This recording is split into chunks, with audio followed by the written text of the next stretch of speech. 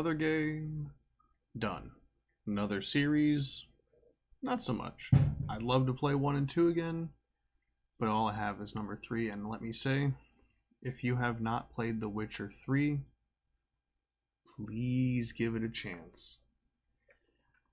I know a lot of people will be like, yeah, I love old fantasy style games. And then they'll show you Skyrim as their favorite first example, or Oblivion.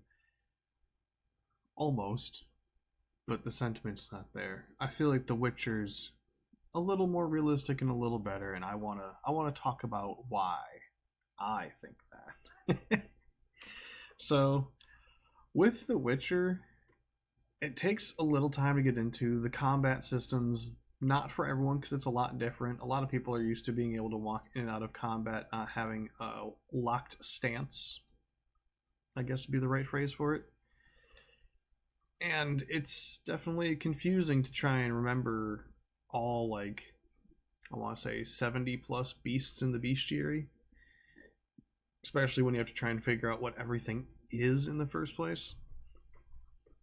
I definitely made a certain choice coming back to this game after so long. I played The Witcher 3 when it came out initially back in like 2015, 2016, so a little after release. But I played it pre-DLC.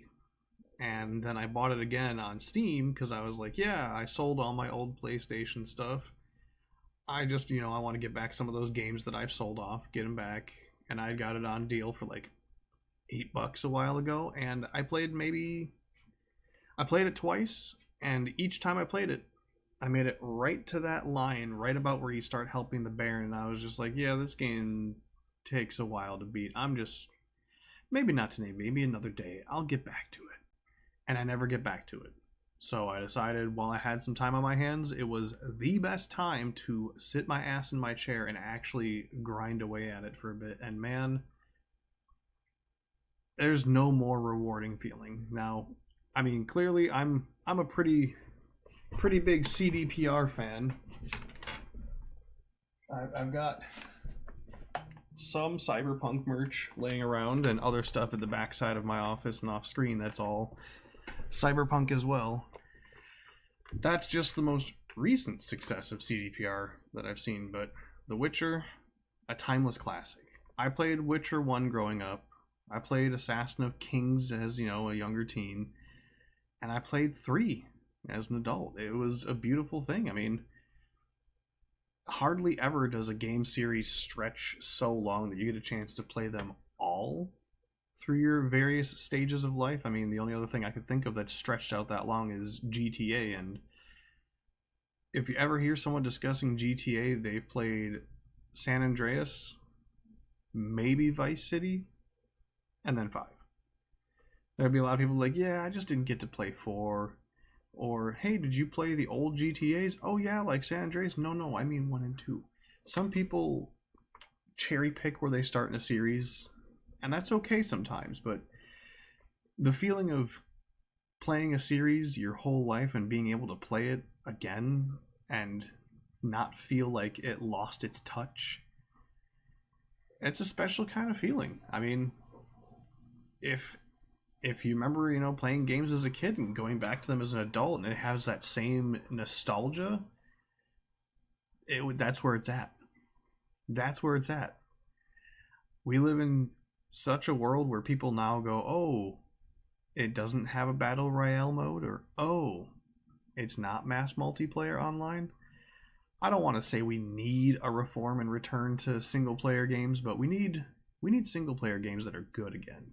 We've gotten so few single player games, or even just like small co-op games that are good. It hurts. It hurts to see the market go the way it is, where it's like, open world crafting survival game. Oh, my favorite. Going to an old school style single person open world survival crafting game, if you want to call it that. I would consider it RPG mechanics with crafting. I mean, yeah, you can just find swords in the wild, but are they good? Sure, you can go to every merchant in the world and purchase the manuscripts for decoctions and stuff like that and do alchemy with that person. Or you can do what I did in my playthrough, run around like an absolute lunatic and just collect everything. The only times that I needed to go to herbalists is when I couldn't find stuff. And I wasn't sitting there like looking through a how to do guide like, oh, where does this particular plant grow? Do we have allspice in upper, Novigrad or Velen? No. I like games that challenge the idea of you don't have to spend money at a shop if you can find it. I like that. Like, the game will encourage you to buy gear from swordsmiths and armorers and stuff like that, and they'll always have it where it's like, hey, this thing right here, it's plus 18. That's pretty good. Because in this game, 18 damage does actually make a big difference. And once or twice I'd fall for it when I could, find myself lacking in gear or lacking in materials to make new gear. But a greater portion of the game, I just pick stuff up. It was just good when I needed it to be good. Simple as that. Going through, I've got my levels written down here just looking back through my video. Like, you can grind out 80% of the opening area for White Orchard. And I don't want to say it gives you nothing, but it's a good tutorial land. The area of White Orchard, when you zoom the map out, looks absolutely massive, but you could walk across White Orchard and do 5 or 6 things faster than you can get between 2 townships in Ardskellig. It's such a good feeling. The tutorial isn't overburdeningly tutorialized. I put help on because I'm too lazy to read the key bindings. So when it came down to playing, I made it to, I think, like level 3.5 getting out of White Orchard, and I got my Gwent tutorial, so I got my free deck so I can actually play people. I got my combat basics down. I figured out that, the space heavy roll was in fact just the worst option. As long as you could alt dodge perfectly or just do 2 sidesteps, combat was easy. And then it gave me time to remember all my signs and start getting it in my head like, I need to do this to kill this beast, or do this to kill that beast. And by the time I had finished White Orchard, I was like, okay, I'm ready for the big game. And then it happened just like every other time it happens. You get dragged off to Vizima, talk to the Emperor, and you get released into the greater world at hand. You end up in Velen at the Hangman's Tree and stuff, and you're like, alright, this is gonna suck.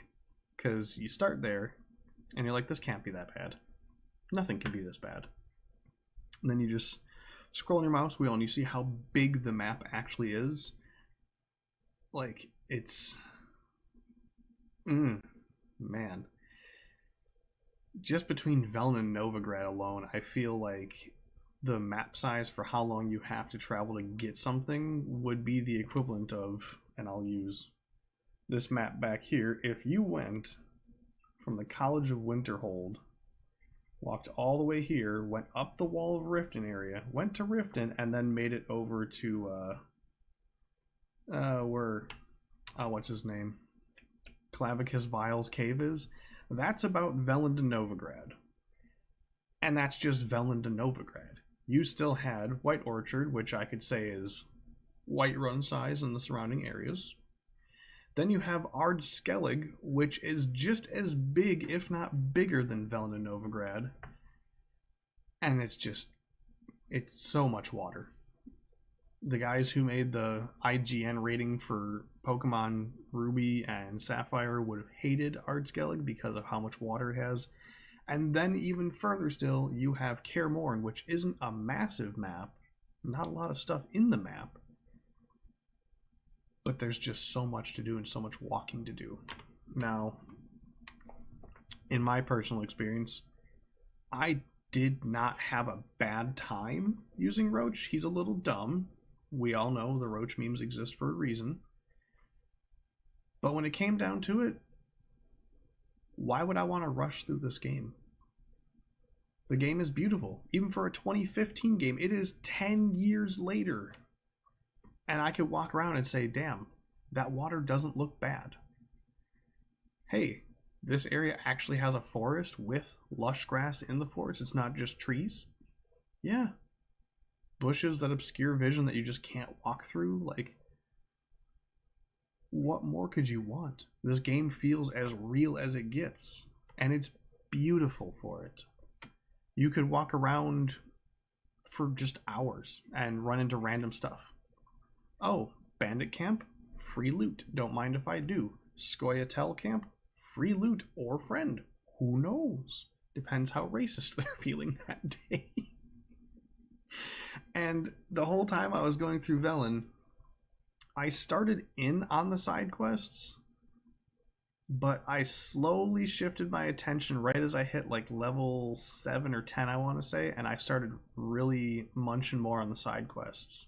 And once I got a lot of those side quests done, I finally completed helping the Baron, because that's just it. I know that was my mental wall. I have made it to that point so many times, and the second I reach that point, it's just like, man, whatever. And I finally got past that mental wall and made my way up to Novigrad. And once I hit Novigrad, I continued to avoid the main quest line and just kept hammering out as many side quests as I could. When I finally got around to doing the main storyline, I forgot how much experience the main story gives you compared to the side quests. A side quest you can do, you'll maybe pull 150 XP if you're doing like a Witcher contract, and that's being generous, but that's where you make most of your money. The main storyline, you don't really make any money, but some of those missions will give you 8 to 1,000 experience, which is a lot of your bar.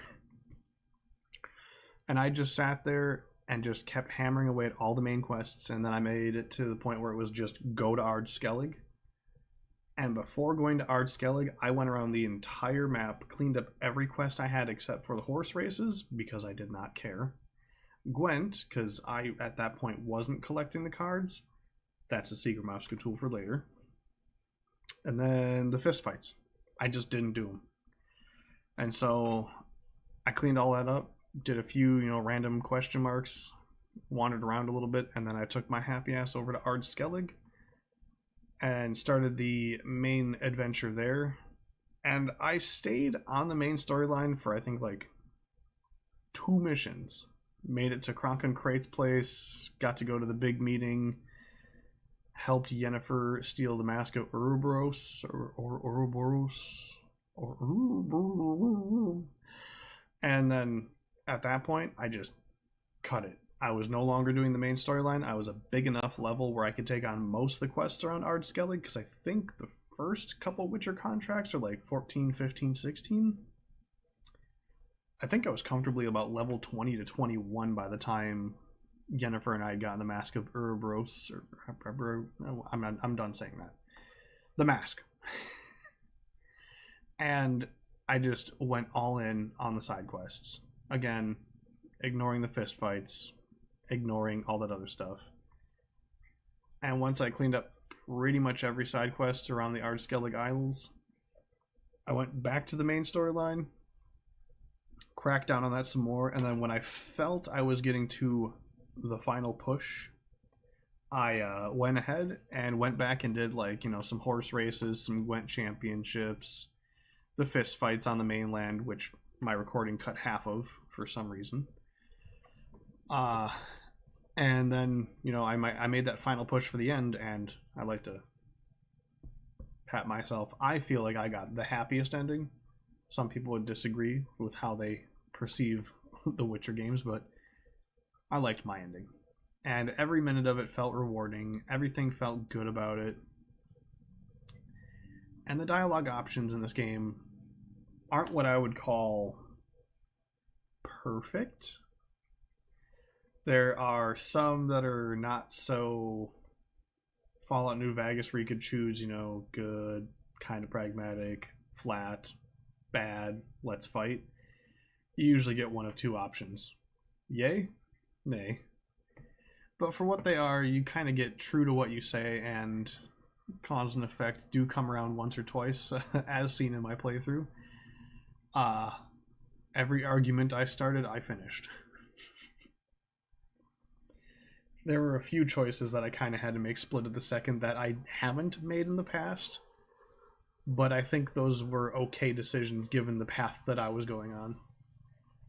Honestly, 10 for 10. I'm not going to say would play again because I already am.